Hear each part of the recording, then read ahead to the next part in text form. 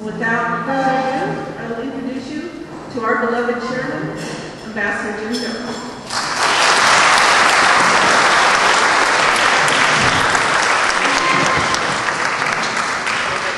Thank you very much, Barbara. Thanks again, reiterate Barbara said, to thank our sponsors for this event tonight, major sponsors for the conference, Anheuser-Busch, Carlos Alvarez, and Chevron. We really do appreciate it. For all the members of the Chairman Circle, a very special thank you, because your extra generosity to the World Fairs Councils of America make it possible for some additional projects, some additional programs. Without your support through the Chairman Circle, those things could not happen. So I do deeply appreciate what you do. Let me say we're changing the program a bit tonight. We're going to have Reed say a few words and take questions before dinner. Once when I was ambassador, the Mexican ambassador and I had to speak to a group as an after-dinner speech, and he said, can't we do this before? And introducing it, he said, after-dinner speeches are a peculiarly American tradition and a very painful one. So it's not the reason that it's a painful experience to have an after-dinner speech, but as often happens in Washington, meetings are put on, schedules are changed, and our honoree tonight has to go up and meet with the leadership of the Congress on both parties tonight to work out a situation with the Iraq study group that came as a surprise to a lot of people. So he has yet to go after his remarks go up to the Hill. Our guest tonight is the co-honoree of the Chairman's Award for Lifetime Achievement. His other winner was Jim Baker, the other half of the Baker-Hamilton Report and Commission. And Jim Baker couldn't make it tonight, and so through Dixie Anderson and her colleagues at Grand Rapids, hosted a special dinner for him earlier this last fall at the Jerry Ford Library, in which he received his award. And we do have a film, not the whole thing, but an edited film of that which we'll show, and that will be the after-dinner remarks. But our honoree tonight is Lee Hamilton. Lee Hamilton is someone that I first met back in 1966 when he was running for his first re-election campaign. And I was at the White House and President Johnson's staff, and we were barnstorming for some of the at-risk new members of Congress on the Democratic side. And we went to Jeffersonville, Indiana, just across the river from Cincinnati. And I had not seen a crowd that size and that enthusiastic for a congressional candidate, I think, in my lifetime. And what you detected from that and talking to some of the people was how beloved he was by the people he lived with, his neighbors, his constituents. And that's when I first noticed and watching Lee Hamilton. He is currently the full-time president and director of the Woodrow Wilson Center for Scholars, which convenes and publishes the most respected work in foreign policy issues of any institution that we know. But he also serves on so many advisory boards such as advisory boards of the CIA, the FBI, Department of Homeland Security, Department of Defense, as well as the prestigious President's Foreign Intelligence Advisory Board. In fact, he wears so many hats that a hat rack is not large enough to carry all the responsibilities and various advisory activities that he's involved with today. Lee served for 34 years in the United States Congress until he retired in 1999. He was the chairman of the House Foreign Affairs Committee. He was chairman of the Permanent Select Committee on Intelligence, chairman of the Select Committee to investigate covert arms transactions with Iran, otherwise known as the Iran-Contra investigation, where he also distinguished himself for the thoroughness and the fairness of that investigation, but also on his decision not to investigate Ronald Reagan or Vice President George H.W. Bush, because it was not good for the country to have another impeachment start. And that's the kind of person Lee Hamilton is. Since leaving Congress, he has co-chaired the Iraq Study Group.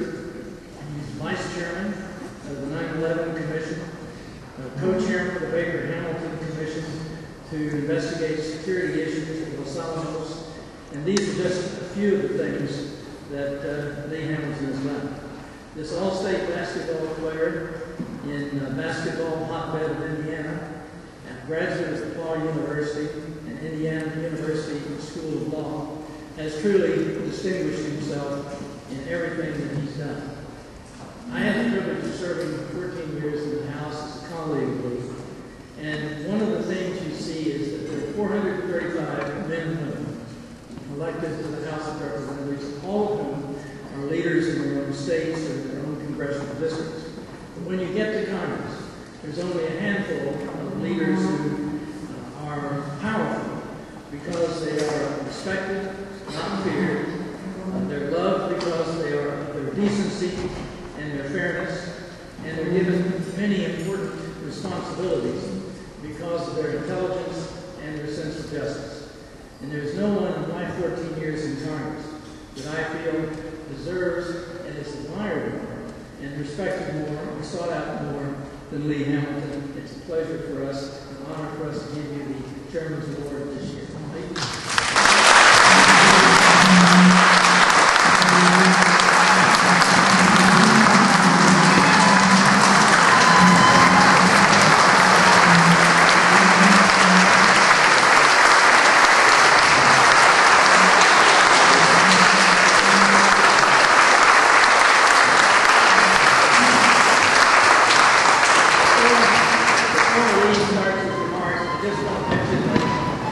I think there are pieces of paper on the table. In order to make this orderly and get as many questions in as possible, please write out some questions, send them up front, and then we will have a question and answer. Lee Hamilton. Jim Jones, thank you very much for your gracious words of introduction. Good evening to all of you. I'm delighted to be here with you, and of course it's a genuine honor for me to receive this award from councils across America, many of which I have visited, all of which I have the greatest respect for. Jim mentioned the fact that I had been in the Congress for 34 years. That's correct. I'll tell you a little story about that. The night I retired, I made a very bad mistake. I did a little bragging. And I said to the news media that I'd been in the Congress for 34 years and I had cast over 16,000 votes. And I went back to my office. I had a telephone call from a constituent who said, "Lee, I understand you announced your retirement today." I said, "Yes." He said, "I understand you served 34 years." I said, "Yes." He said, "I understand you cast 16,000 votes." I said, "Yes." He said, "Well, I want you to know you finally made a decision I agree with."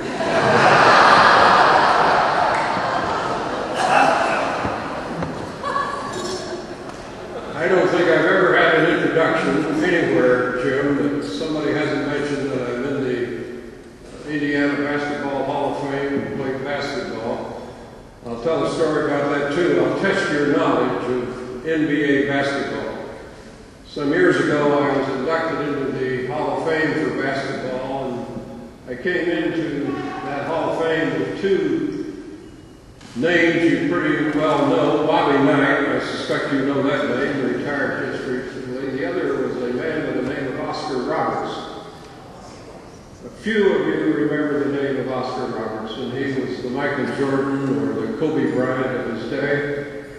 And the MC said to me as I took the award that Oscar had scored during his NBA career over 26,813 points.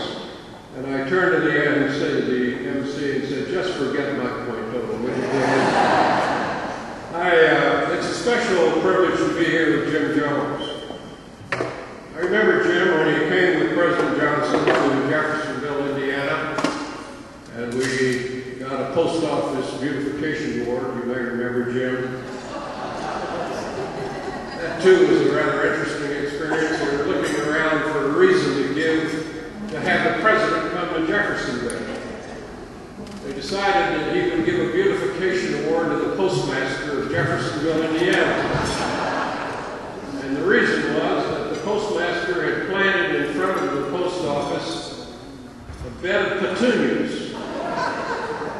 The president came. There were 30,000 people there.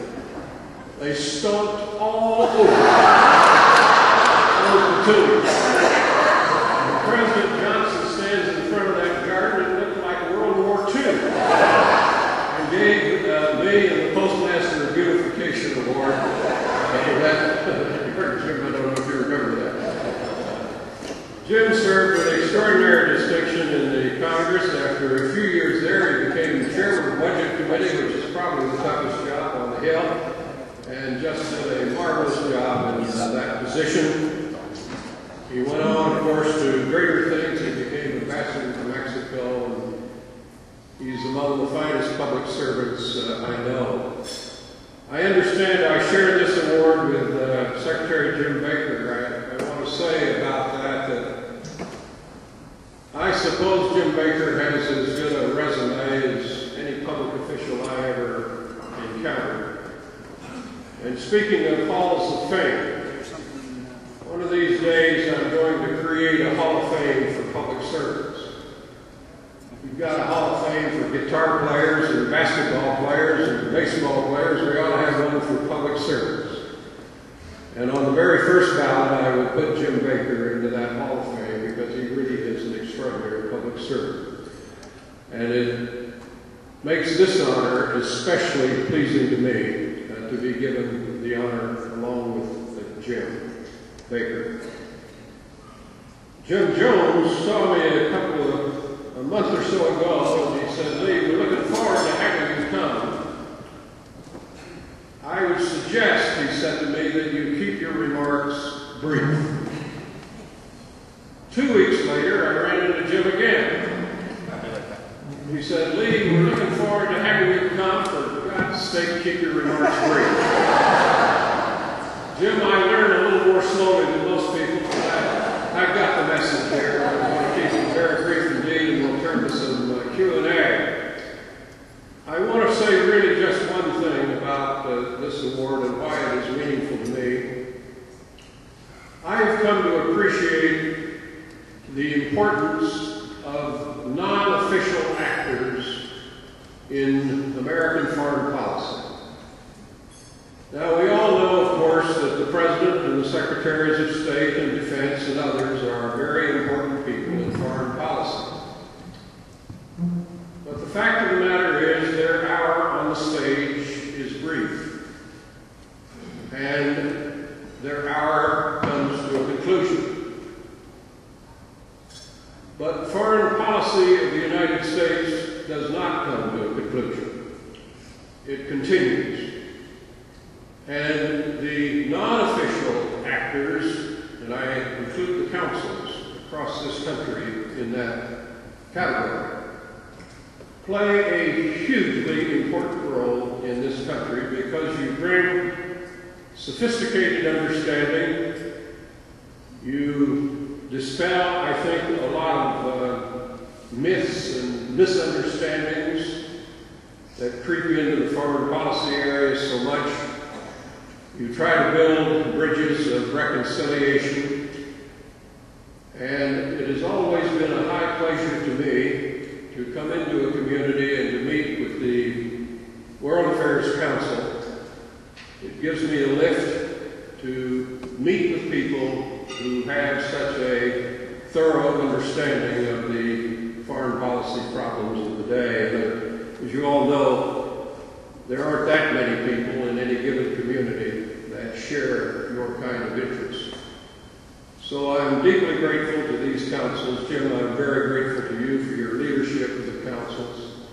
And I want you to know that because of the source of this award, it is very, very meaningful to me. Now, having said that, let me turn to the questions, and we will take a crack. I hope you'll not make them too difficult. I prefer to answer easy questions. Okay. When we gave this award to John Negroponte, right at the time when the eavesdropping situation was bubbling up in Congress, and he said that you have to send the questions up by cards. He said, I prefer not to answer any questions dealing with eavesdropping. So all the cards came up. I kept carrying them. I finally found one that was not on eavesdropping. All right, first question we have here. Are you optimistic or pessimistic about America's international relations in the near to midterm, and why? Optimistic or pessimistic about America's international relations in the near term or midterm, and why? In general,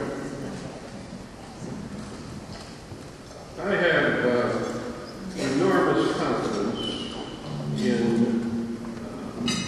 the position of the United States in the world.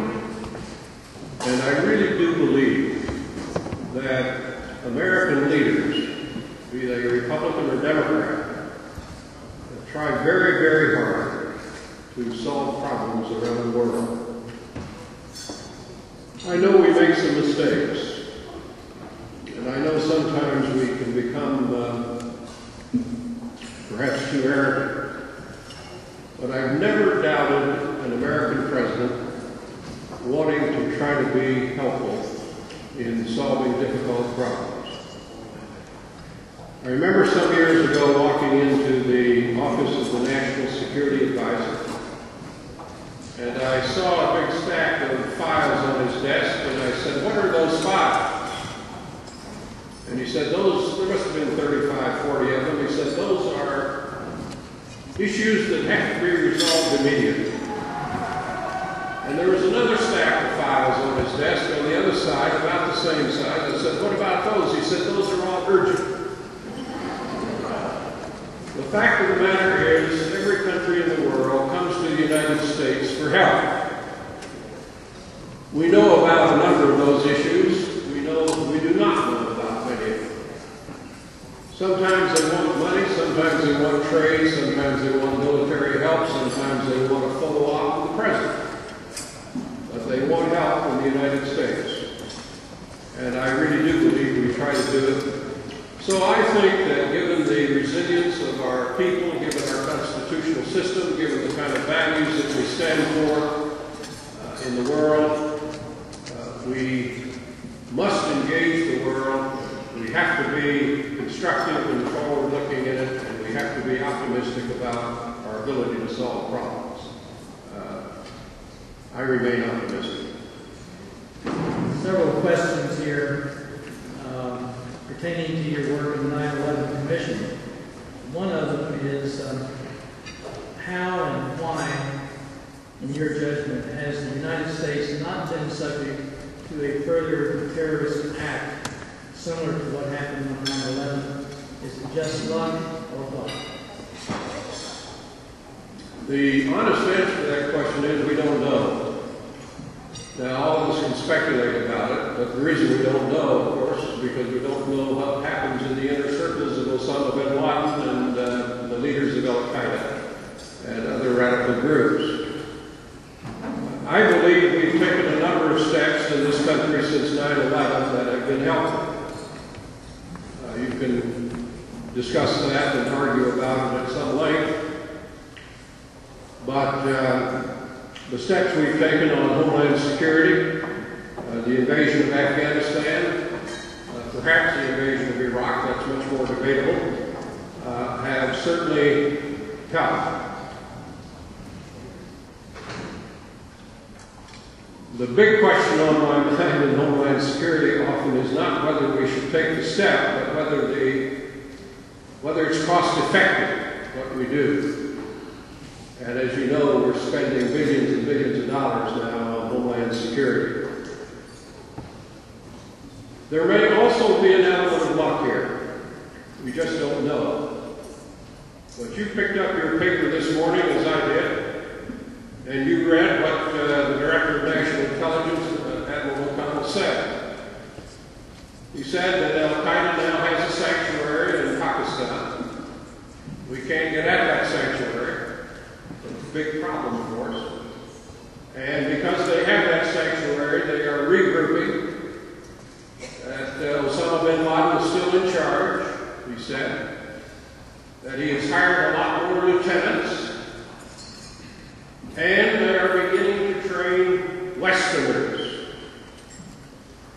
to attack us, radical Westerners. Now, I read that this morning and heard that report with considerable concern. We've been very, very fortunate.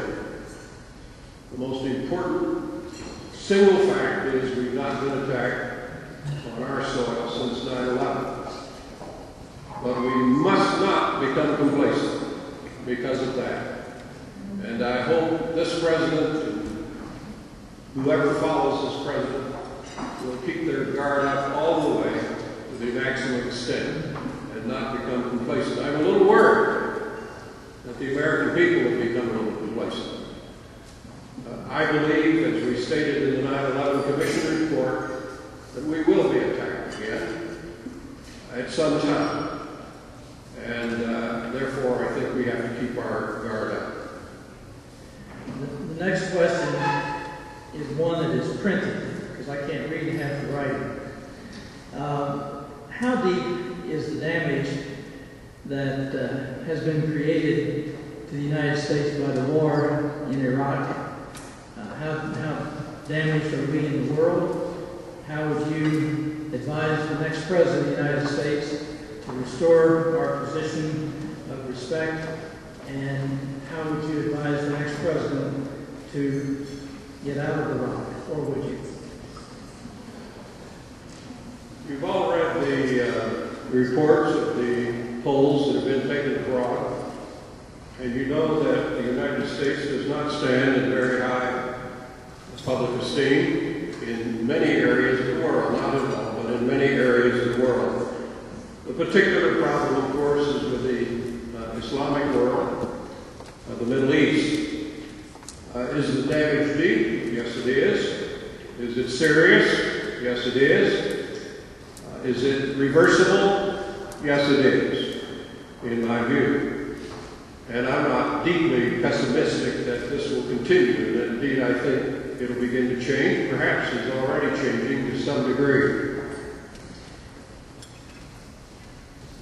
What steps do you have to take? Well, that's a question really for all night consideration, but let's focus a moment on 1.3 billion Muslims from London to Jakarta. And in most of those countries, we have a plus or favorable rating in single digits. And it's disturbing, isn't it?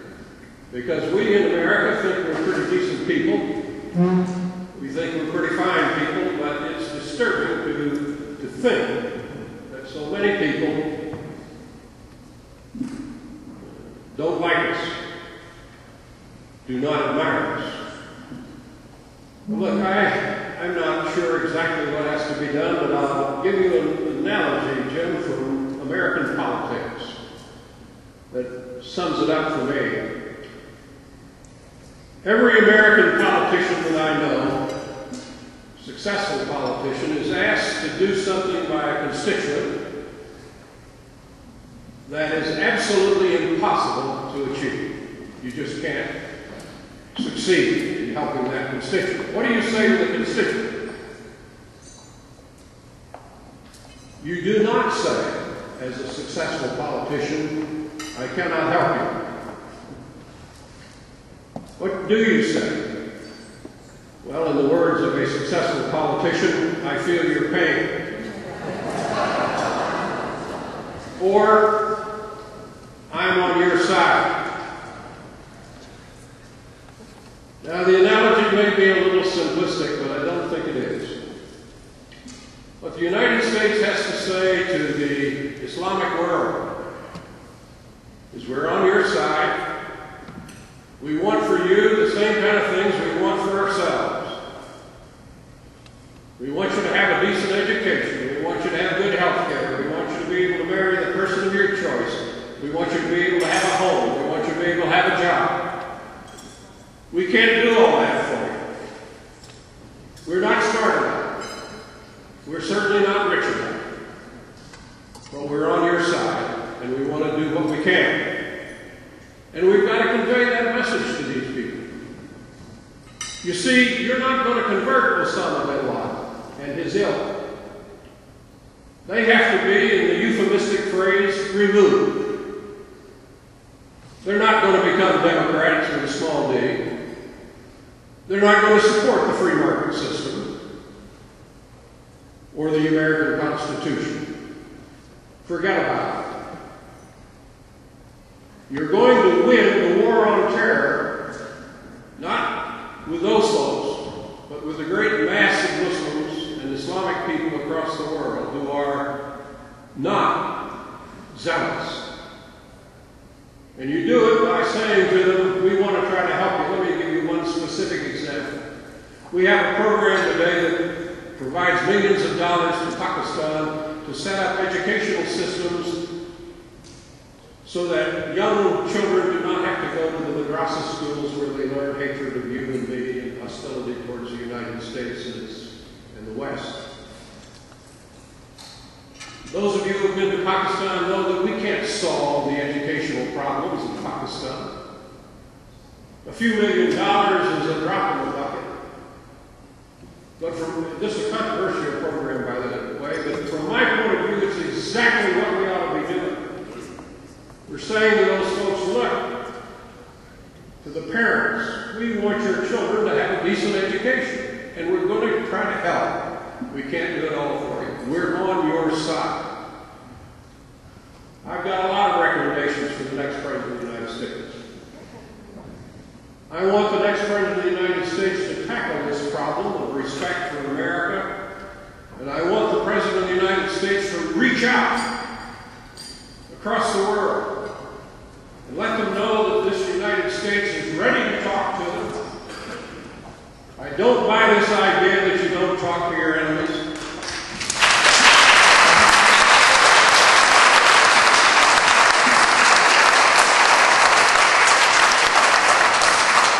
How in the world do you solve problems without talking to people?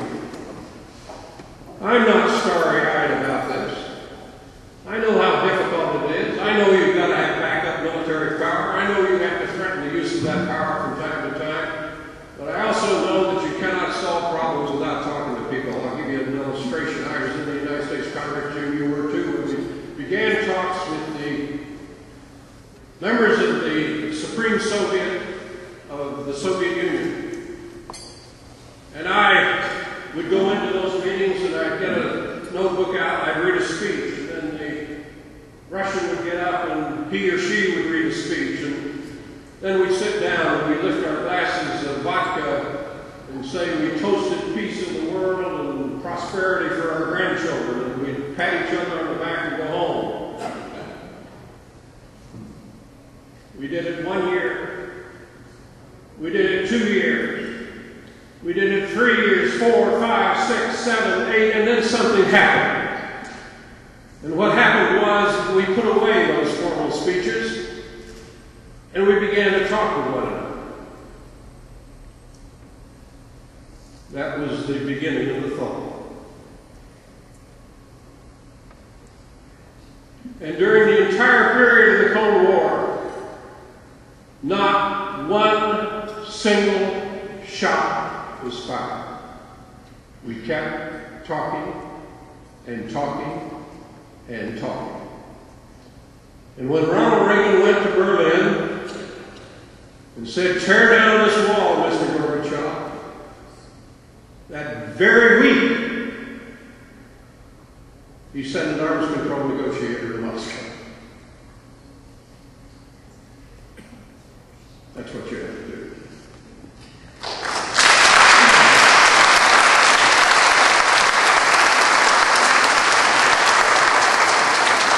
You mentioned Osama bin Laden. One of the questions is, where do you think bin Laden is? Why can't we find him? Why can't we get him? A matter of great frustration for us, isn't it?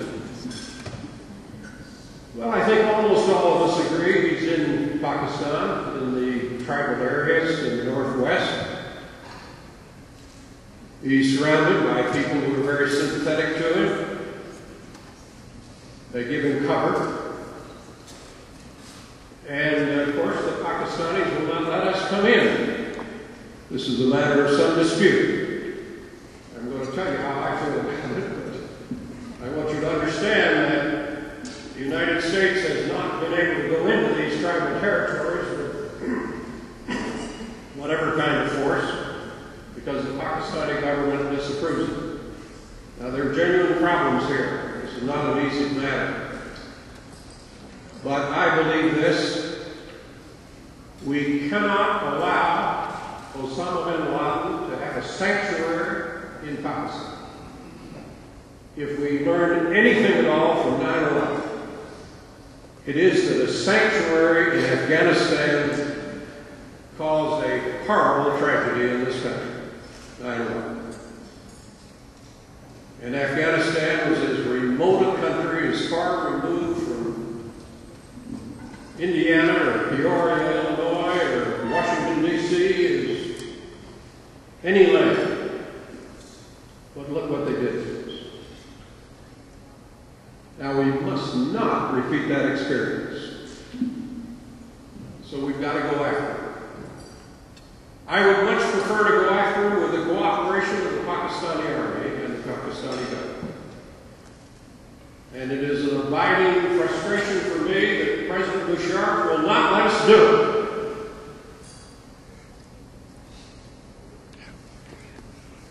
I hope before too much time goes on, we will be able, preferably with the Pakistanis, but if not with them, then by ourselves. That does not necessarily mean the introduction of land forces. Probably does not mean that. But we must have the opportunity to go after that man and his network.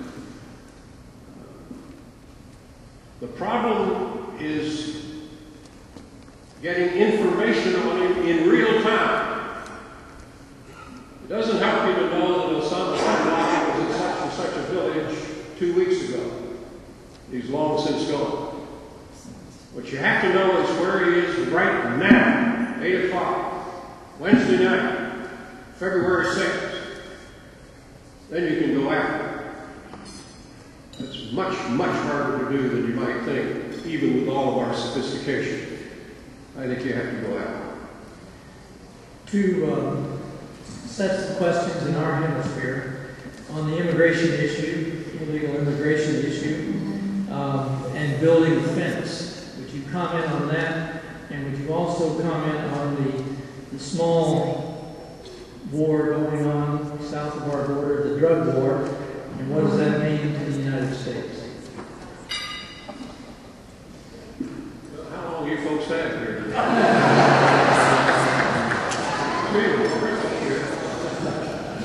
Well, building a fence is clearly demanded by the American electorate on immigration. I'm not a great fan of building a fence. I don't know that I'm against it necessarily, but if you build a fence 15 feet high, as one of the people said out there, you'll find they'll come up with a ladder 16 feet high. you won't stop them. Will you slow them down? Yes, you will in that area. But as long as the economic incentives are here for these jobs, and as long as the American employers are prepared to hire them, they're going to come. And they're going to find a way to get here. Should we enforce the border? Yes, we should. Should we put more border guards down there? Yes, you should. We have enormous confidence in technology in the United States. We haven't worked on that well, to be blunt about it. You can't tell the difference between a person and a rattlesnake, and most of it. So we've had a lot of problems with technology. But I'm all for trying to assure that you have legal immigration. But I also am very disappointed in the political debate in this country. They all talk about building the fence, but nobody talks about the 12, 13, 14 million people that are already here, many of whom have families, children who are American citizens. We can't possibly trace all those people down and take everybody in the United States Army, plus many, many more to trace them down. And there has to be a way, as others have said, a path to citizenship for these people. Should it be a difficult path? Yes. Should they have to learn about the Constitution? Should they have to read English, speak English? Yes. I'm all for that. But to talk about the immigration problem without talking about the undocumented people that are here is to have your head stuck right smack in the sand. Now, one other thing. You all come from communities across America. I think the problem of assimilation is huge in every community. My daughter in a small town in Indiana heads up a committee in Columbus, Indiana on the assimilation of immigrants into that city. She's got a pretty active committee on it. I don't know what you have in your community, but I want you to check into it. What are you doing in your community to see that immigrants are assimilated? In that hometown of mine, we have masses now every Sunday, 2 masses every Sunday in Spanish in southern Indiana, in a small town. We need those people. We got 2 problems in America here. You need people at the high end of immigration, the geniuses. Go out there in Silicon Valley and talk to the engineers and the computer experts, and they'll tell you how much we need these people. Sit on a stage at graduation in your state and see how many of the science degrees you're going to people who are not born here. But it's not just people at the top. You need the intellectual superstars. You need people who do a lot of labor that Americans do not do.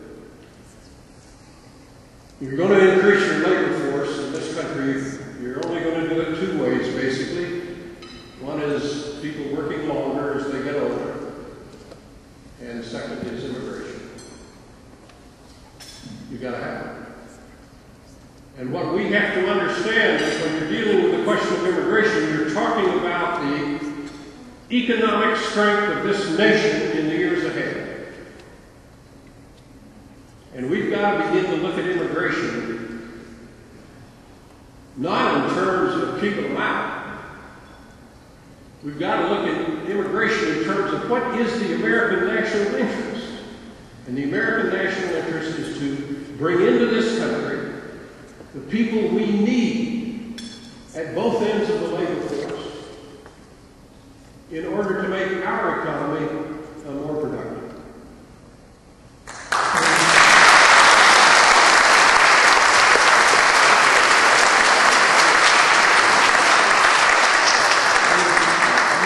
How much time do we have tonight? We would be here for a long time, but you have to be to the hill to meet with leadership, so we're going to stop it now. But we really do appreciate your service to this country. It makes us proud, and we're trying to do it.